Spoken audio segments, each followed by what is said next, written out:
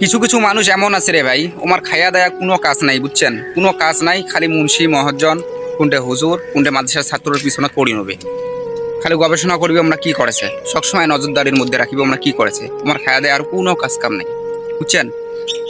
তো শুনো, কানটা খুলি শুনি রাখো ভালো করে।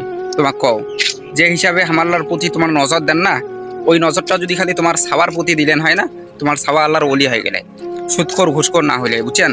তোমার ছাওয়া না খুব ভালো একটা জায়গা চলে গেলে, যদি ওই নজরটা হুজুরক না দিয়ে না তোমার ছাওয়াক দিলেন। আরে আরে তোমরা কেন এরকম করেন কত?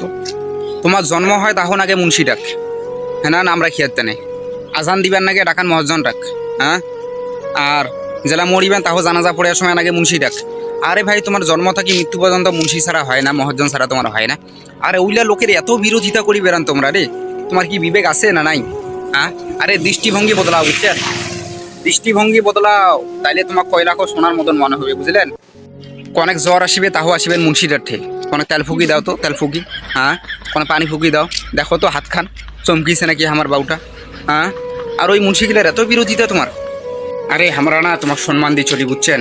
এই কারণে কোনো কিছু কই না, খালি যদি মুখে মুখে কোনি হয় না, ওইটা হতার মুখ থতা হয়ে গেলে না রে তোমরা, বুঝছেন?